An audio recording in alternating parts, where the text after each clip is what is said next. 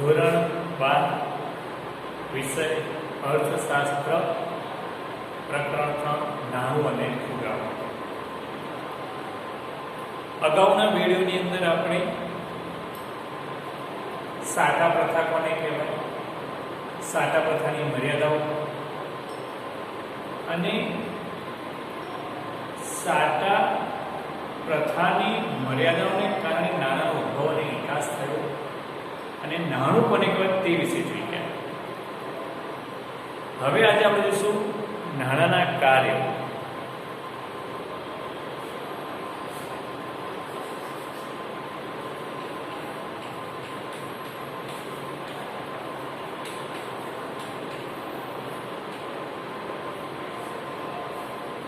નાણું કઈ રીતે કાર્ય કરે છે તેને નાણાંના કાર્ય તરીકે ઓળખવામાં આવે છે. પહેલું છે વિનિમયના માધ્યમનું કાર્ય.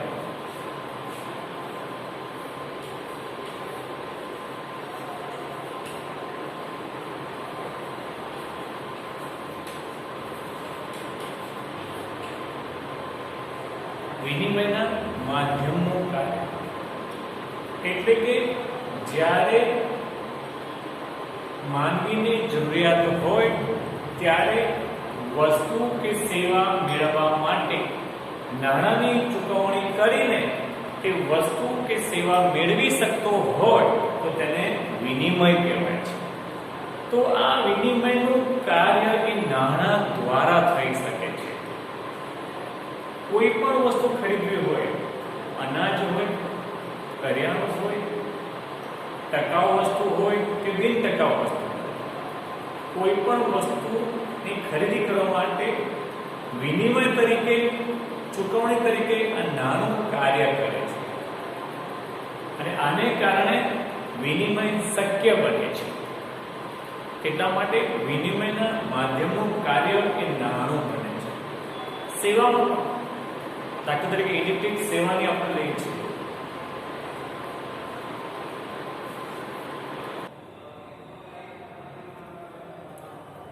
અહીં સેવા ખરીદવા માટે પણ નાણું ઉપયોગમાં લઈ શકાય છે. તેથી વિનિમયના માધ્યમનું કાર્ય એ પૂરું થાય છે. સાટા પદ્ધતિમાં જે મુશ્કેલી પડતી હતી, બે વ્યક્તિની જરૂરિયાતનો મેળ બેસાડવાની, તો અહીં બે વ્યક્તિ વચ્ચે જરૂરિયાતનો મેળ બેસવાનો સવાલ રહેતો નથી. નાણાં સામેના પક્ષે નાણાંની ચૂકવણી થતી હોવાથી કોઈ પણ વ્યક્તિ કોઈ પણ પ્રકારના સંશય વગર એ નાણું સ્વીકારે છે અને વસ્તુ આપે છે. એટલે વસ્તુનો કે સેવાનો વિનિમય નાણાંના માધ્યમથી સરળતાથી કરી શકાય છે. બીજું મૂલ્યના સંગ્રાહક તરીકેનું કાર્ય.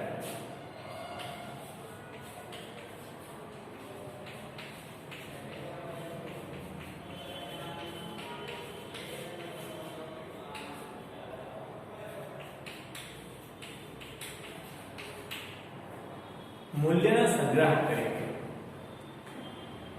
સાટા પ્રથાની અંદર મૂલ્ય એટલે કે વિનિમય મૂલ્ય એનો સંગ્રહ થઈ શકતો હતો નહીં.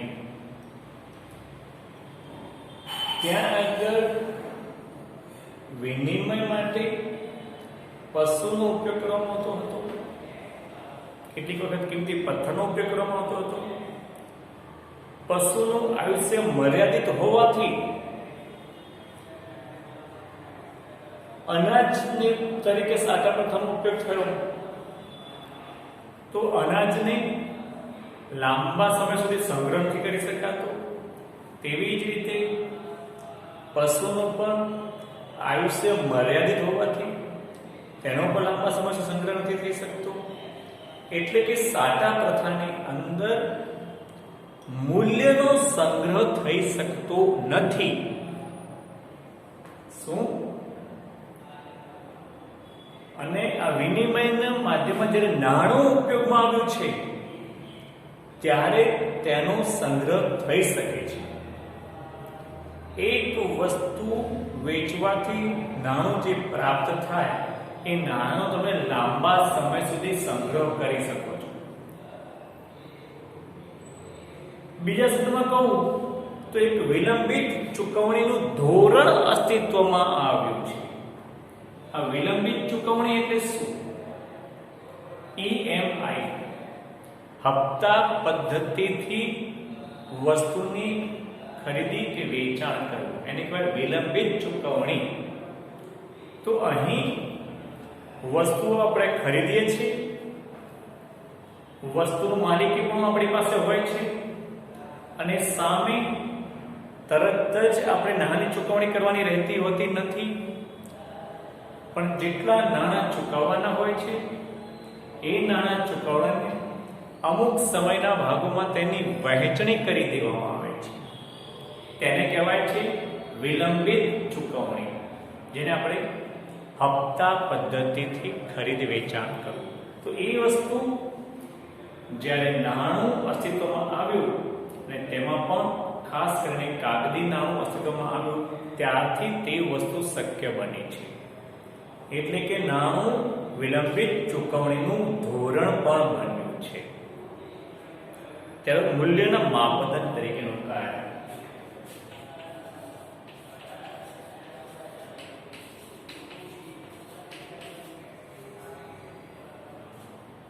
મૂલ્યનું માપદંડ.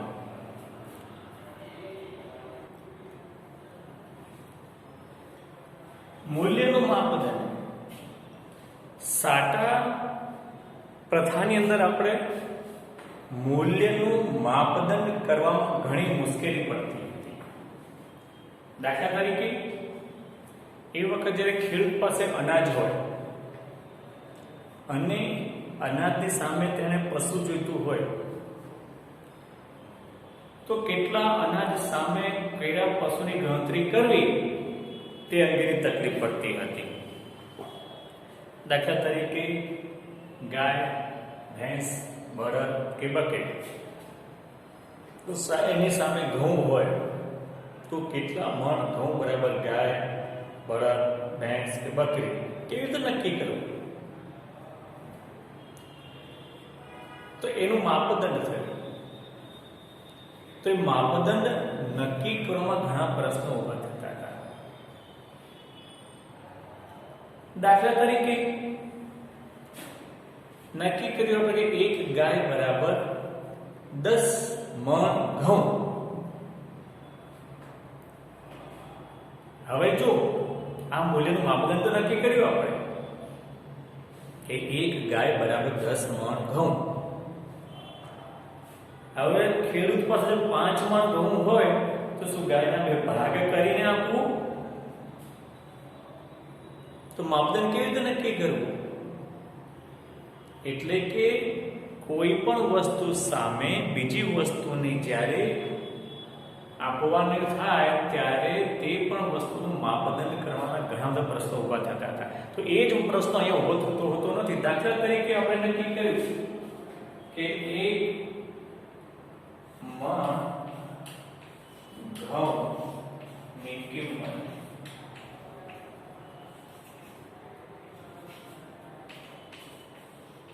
₹500. એક મણ ઘઉંની કિંમત ₹500. તો એક મણ ઘઉંના ₹500 છે તો તમારે જેટલા જોઈએ તેટલા તમે ઘઉં નાણું ચૂકવીને ખરીદી શકો છો. તમારી પાસે ₹250 હોય તમે 10 કિલો ઘઉં ખરીદી શકો છો. બરોબર? તો અહીંયા આગળ મૂલ્યનું માપદંડ સરળતાથી નક્કી કરી શકાય છે. શું? કોઈ પણ વસ્તુનું મૂલ્ય નાણાંની અંદર સરળતાથી માપી શકાય છે. એ ઘન પદાર્થ હોય કે પ્રવાહી પદાર્થ હોય કે સેવા હોય, દરેક વસ્તુ કે સેવાની કિંમત ચોક્કસ નક્કી કરી હોવાથી તેનું માપદંડ સરળતાથી નક્કી કરી શકાય છે. જોઈ લો એકવાર. આ છે નાણાંના કાર્યો.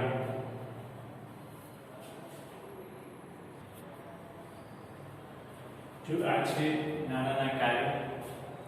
હવે જોઈએ આપણે નાણાંના પ્રકાર.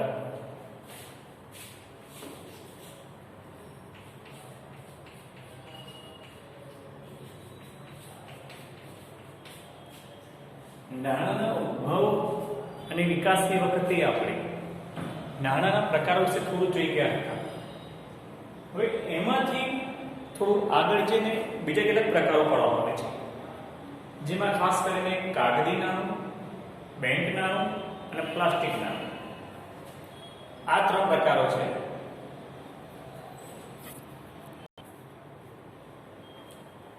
નાના પ્રકારોની અંદર એક કાગળી નાણું એટલે કે કાગળની નોટમાંથી બનેલું નાણું. અહીં આગળ ભારતીય સરકાર દ્વારા અને ભારતીય નાણાં મંત્રાલય દ્વારા કાગળી નાણાંનું છાપકામ થાય છે. બીજું આવે છે બેંક નાણું.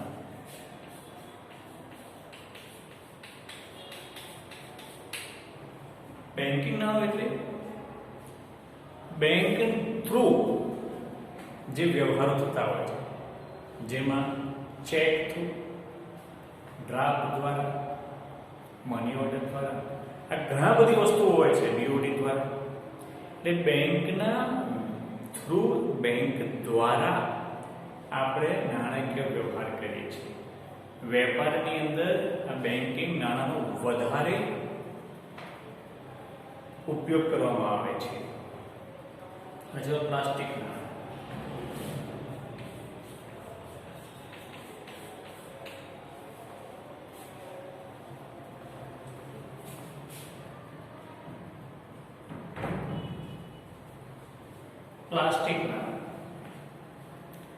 પ્લાસ્ટિક નાણું એટલે ક્રેડિટ કાર્ડ વાપરીએ છીએ, ATM card, debit card, credit card, આ બધા તમે વાકેફ છો, તો આ બધાને પ્લાસ્ટિક નાણાં તરીકે ઓળખવામાં આવે છે. અહીં આગળ કોઈ પણ સમયે આપણે નાણાંની જરૂર હોય અથવા તો એમ કહીએ કે નાણાંની ચૂકવણી કર્યા વગર આપણે વ્યવહાર કરી શકીએ છીએ. જેમ જેમ સમય જતો જાય તેમ તેમ આવા નાણાંનો વપરાશ વધતો જતો જોવા મળે છે. જોયું એકવાર વિદ્યાર્થીઓ.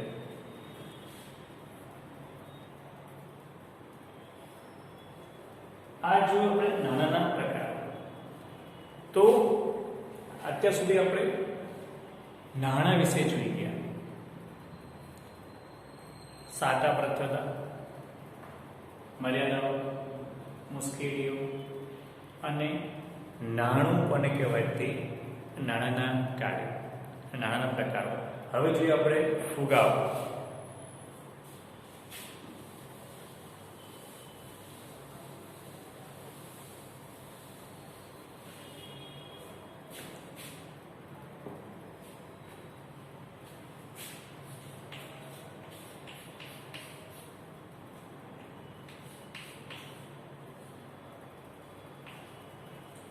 ફુગાવો સામાન્ય શબ્દમાં કહીએ આપણે ફુગાવો એટલે શું, તો કે ટૂંકમાં કેવું હોય તો ભાવ વધારાની સ્થિતિ.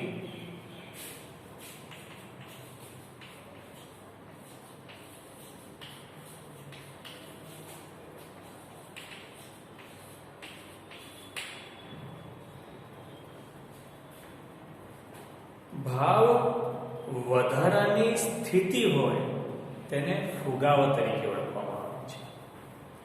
વર્તમાન સમયની અંદર જોઈએ આપણે તો રોજે રોજ દરેક વસ્તુના ભાવમાં થોડો ઘણો વધારો થયા કરતો હોય છે. તો ફુગાવો કહેવાય તો શું કહી શકાય? ફુગાવો એટલે વસ્તુના પુરવઠાના પ્રમાણમાં વસ્તુના પુરવઠાના પ્રમાણમાં માંગમાં અનેક ગણો વધારો થાય તેને ફુગાવા તરીકે ઓળખવામાં આવે છે. ફરીથી શું? વસ્તુના પુરવઠાના પ્રમાણ કરતા માંગમાં અનેક ગણો વધારો થાય તેને ફુગાવા તરીકે ઓળખવામાં આવે છે. વસ્તુનો પુરવઠો સ્થિર રહે છે તો બીજા શબ્દોમાં કહીએ તો જેટલા પ્રમાણમાં માંગ વધતી જાય છે તેટલા પ્રમાણમાં પુરવઠામાં વધારો થઈ શકતો હોતો નથી, કારણ કે ઉત્પાદન જ સાધનો છે તે બધા સાધનોને કામે લગાવી શકાતા નથી. એટલા માટે અથવા તો એમ કહીએ કે અમુક સાધનો બેકાર રહેલા છે, તેવા સંજોગોની અંદર પુરવઠો સ્થિર રહે છે, પુરવઠો વધતો નથી, પરંતુ લોકોની આવક વધે છે અને તેને કારણે તેની માંગમાં વધારો થાય છે, વસ્તુની માંગ વધતી જાય છે. એટલે પુરવઠો એક બાજુ ઓછા પ્રમાણમાં વધે છે કે સ્થિર રહે છે અને તેની સામે તે જ વસ્તુની માંગમાં અનેક ગણો વધારો થાય છે. એટલા માટે ભાવ વધારાની સ્થિતિ પ્રવર્તે છે, તેથી કરીને ફુગાવો વધે છે. તો આવી રીતે ફુગાવો ઉદ્ભવે છે. તો આપણે જોઈએ ફુગાવાના લક્ષણો.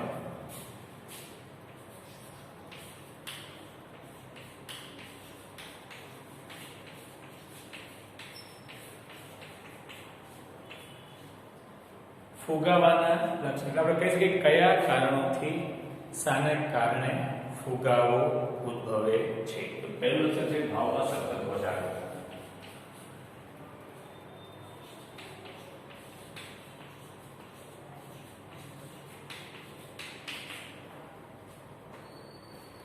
ભાવમાં સતત વધારો થાય ત્યારે કહી શકાય છે કે ફુગાવો છે. છેલ્લા અમુક સમયથી આપણે જોઈએ કે જ્યારથી પેટ્રોલની કિંમત આંતરરાષ્ટ્રીય ધોરણે નક્કી કરવામાં આવી ત્યારથી રોજબરોજ એટલે કે રોજે રોજ પેટ્રોલની કિંમતમાં વધારો થતો જોવા મળે છે. પેટ્રોલનો ભાવ વધતો જાય છે અને સાથે જુઓ તેની માંગમાં પણ સતત વધારો થતો જાય છે. પેટ્રોલનો પુરવઠો એટલો વધતો નથી જેટલી તેની માંગ વધે છે અને એટલા જ માટે ત્યાં આગળ ફુગાવો જોવા મળે છે.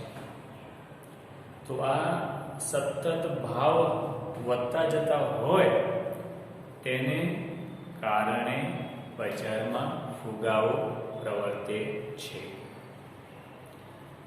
બીજું છે અર્થતંત્રમાં બધા જ ક્ષેત્રમાં ભાવ વધે છે.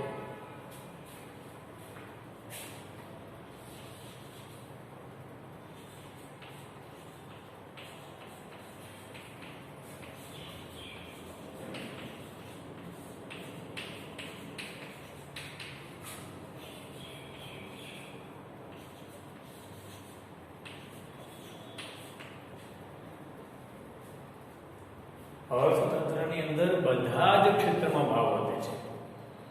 કોઈ એક જ ક્ષેત્રમાં ભાવ વધતો હોય એવું નથી. હવેના સમયની અંદર અર્થતંત્રની અંદર ઉત્પાદન ક્ષેત્ર હોય, પ્રાથમિક ક્ષેત્ર હોય, ઉદ્યોગ ક્ષેત્ર હોય કે સેવાકીય ક્ષેત્ર હોય, આ ત્રણે ત્રણ ક્ષેત્ર હોય. ત્રણ ક્ષેત્રની અંદર ભાવમાં વધારો થયા જોવા મળે છે. અનાજના ભાવ કહીએ આપણે તો તેમાં સતત વધારો છે. ઔદ્યોગિક ચીજ વસ્તુઓ, ટકાઉ વસ્તુ હોય કે બિન ટકાઉ વસ્તુ હોય, ખાણીપીણીની વસ્તુ હોય, TV, fridge, mobile, washing machine હોય, મોટરકાર હોય, બાઇકો હોય કે મકાન હોય, આ બધી વસ્તુની કિંમતમાં વધારો થાય. સેવાકીય ક્ષેત્ર ઇલેક્ટ્રિસિટીની સેવા, સંદેશા વ્યવહારની સેવા, બેન્કિંગની સેવા, વીમાની સેવા, વખાણની સેવા, વાહન વ્યવહારની સેવા, આ બધી સેવાઓના ભાવમાં પણ વધારો થતો જોવા મળે છે. એટલે કે અર્થતંત્રના આ બધા ક્ષેત્રો પર કૃષિ ક્ષેત્રથી લઈને સેવાકીય ક્ષેત્ર એ દરેક વસ્તુના ભાવમાં હંમેશા વધારો થયા કરે છે. કોઈ એક ક્ષેત્રમાં જ ભાવ વધતો હોય તેવું બનતું હોતું નથી. ત્યારબાદ છે નાણાંનું મૂલ્ય ઘટે છે.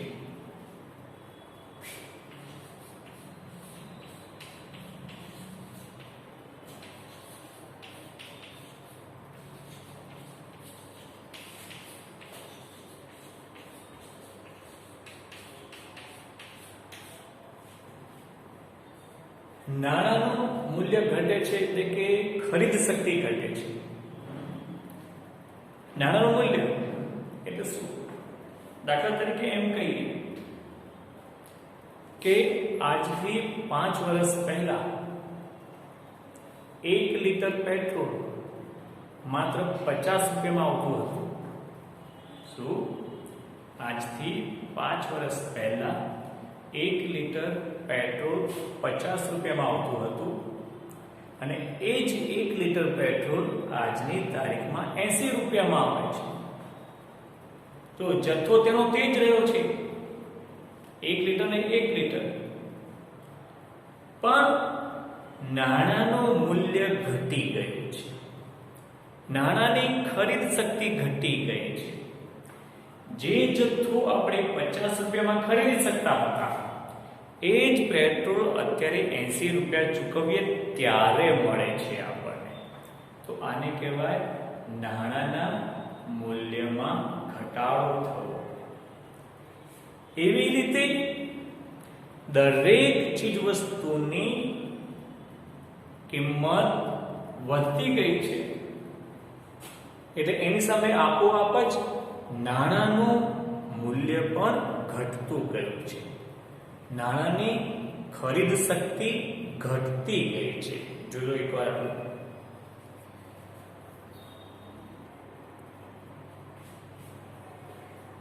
આવી રીતે નાણાંનું મૂલ્ય ઘટતું હોવાને કારણે વસ્તુની ખરીદ શક્તિ લોકોની ઘટતી જાય છે, ફુગાવો વધે છે. ત્યારબાદ જોઈએ પૂર્ણ રોજગારીની સ્થિતિ છતાં ફુગાવો. પૂર્ણ રોજગારીની સ્થિતિ પ્રવર્તે છે છતાં પણ ભાવ વધે છે. કેવી રીતે? પૂર્ણ રોજગારી એટલે શું? અહીં આગળ ઉત્પાદનના સાધનોમાં એક સાધન છે શ્રમિક અને 3 સાધનો: જમીન, મૂડી, શ્રમ અને નિયોજન. આ બધા સાધનોમાંથી બધા સાધનોને પૂર્ણ રોજગારી આપવામાં આવે છે. એટલે કે મોટાભાગના સાધનોને કામે લગાવ્યા છે, શ્રમિકોને પણ કામે લગાવ્યા છે, નિયોજકને પણ કામે લગાવ્યા છે. એટલે કે પૂર્ણ રોજગારીની સ્થિતિ પ્રવર્તે છે છતાં પણ ભાવ વધે છે. કેમ? કારણ કે એવું માનવામાં આવે છે કે પૂર્ણ રોજગારીની સ્થિતિમાં વધારો થતો જાય તેમ તેમ લોકોની આવકમાં પણ વધારો થતો જાય છે. એટલે કે લોકોની આવક પણ વધતી જાય છે અને લોકોની આવક વધે એટલે સ્વાભાવિક છે માંગમાં પણ વધારો થાય છે. તો અહીં આગળ સરકાર દ્વારા લેવામાં આવતા પગલાઓને કારણે થઈને નિયોજકો દ્વારા સાધનો માટે લેવામાં આવતા પગલાં અને બંને પક્ષે જે પ્રગતિશીલ કાર્ય કરવામાં આવે છે તેને કારણે પૂર્ણ રોજગારીની સ્થિતિ પ્રવર્તે છે. એટલે બંને કક્ષાએ રોજગારીમાં વધારો કરવામાં આવે છે અને છતાં પણ ભાવ વધે છે. તો પૂર્ણ રોજગારી હોવા છતાં પણ ભાવમાં વધારો થાય છે, એટલે કે ફુગાવો વધતો જતો જોવા મળે છે. ટૂંક સમયમાં ભાવ વધારો.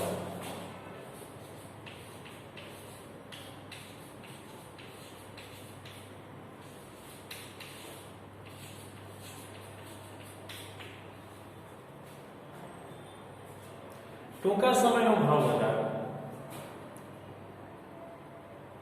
કેટલીક વખત એવું જોવા મળે છે કે અમુક સમય પૂરતો તે વસ્તુની કિંમતમાં વધારો થાય છે અને પછી તે વસ્તુની કિંમત ઘટે છે. આ સ્થિતિ બહુ ઓછી જોવા મળે છે. કેમ કે સામાન્ય રીતે કોઈ એક વખત જ્યારે વસ્તુની કિંમત વધી જાય છે પછી તેમાં ઘટાડો થવો એ અશક્ય બનતું જાય છે. કે પછી તેની કિંમત ઘટતી હોતી નથી, પણ ભાગ્યે જ એવું બનતું હોય છે કે અમુક સમય પૂરતો કોઈ એક વસ્તુની કિંમતમાં વધારો થાય છતાં પણ તે અર્થતંત્રમાં ફુગાવો જોવા મળે છે. એ ટૂંક સમય પૂરતો વધેલો ભાવ વધારો પણ ફુગાવાની સ્થિતિનું નિર્માણ કરે છે. એટલે અહીંયા આગળ ફુગાવાના સમયે ટૂંકા ગાળાને કે લાંબા ગાળાને કોઈ લેવા દેવા રહેતું નથી. બે વચ્ચે કોઈ સંબંધ રહેતો નથી. ટૂંક સમયનો ભાવ વધારો હોય તો પણ એ ફુગાવામાં પ્રવર્તે છે અને લાંબા સમયનો ભાવ વધારો હોય એ પણ ફુગાવામાં પ્રવર્તે છે. એટલે કે કોઈ પણ સંજોગોમાં ભાવ વધારાની સ્થિતિ હોય એ ફુગાવામાં પ્રવર્તે છે. અને છેલ્લું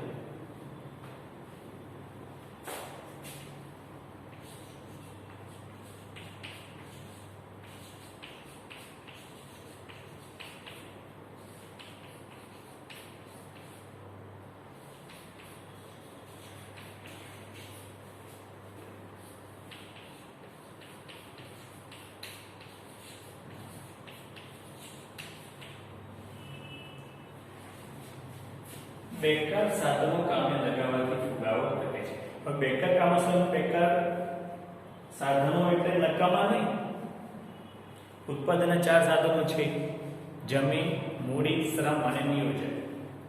તો અહીંયા આગળ જ્યાં સુધી પૂરેપૂરી ઉત્પાદન શક્તિ કાર્યમાં લેવામાં આવી ન હોય ત્યારે તે કાર્યશક્તિ વણવપરાયેલી પડી રહી હોય તેને બેકાર સાધનો તરીકે ઓળખવામાં આવે છે.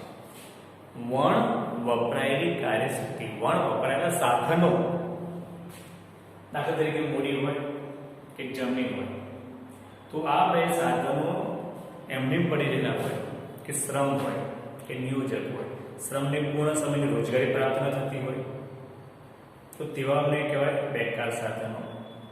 તો અહીં આગળ આવા સાધનોને જો કામે લગાવવામાં આવે તો ફુગાવો ઘટવાની સંભાવના રહેલી છે. કેમ કે આ બેકાર સાધનો કામે લગાવવાથી પુરવઠામાં વધારો થશે. એટલે પુરવઠામાં વધારો થશે એટલે સામે માંગમાં જેટલો વધારો છે એટલો જ પુરવઠામાં વધારો થાય છે. એટલે બંને સરખું થઈ જાય છે. એટલે તેવા સમયે જો આ બેકાર પડી રહેલા વપરાયેલા સાધનોને આપણે કામે લગાવીએ તો ઉત્પાદનમાં વધારો થશે અને ઉત્પાદનમાં વધારો થશે એટલે આપોઆપ જ ફુગાવામાં ઘટાડો થશે. તો આવી રીતે કેટલીક વખત સરકાર સબસિડી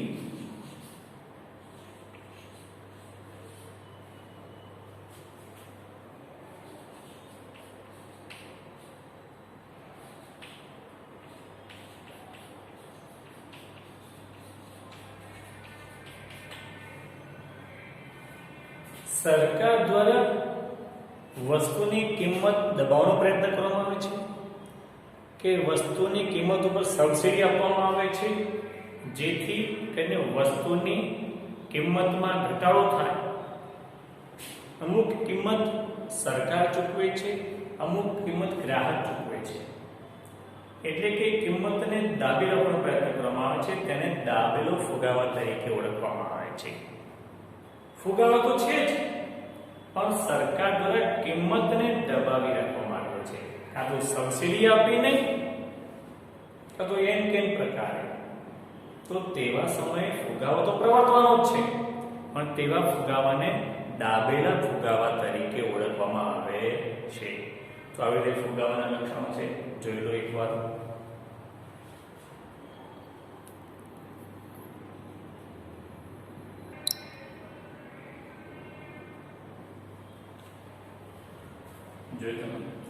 તો હોમવર્કમાં તમારે નાના કાર્યો તૈયાર કરવાના છે. અગાઉ આપણે નાના કાર્યો જોઈ ગયા, એ નાના કાર્યો તમારે હોમવર્કમાં તૈયાર કરવા.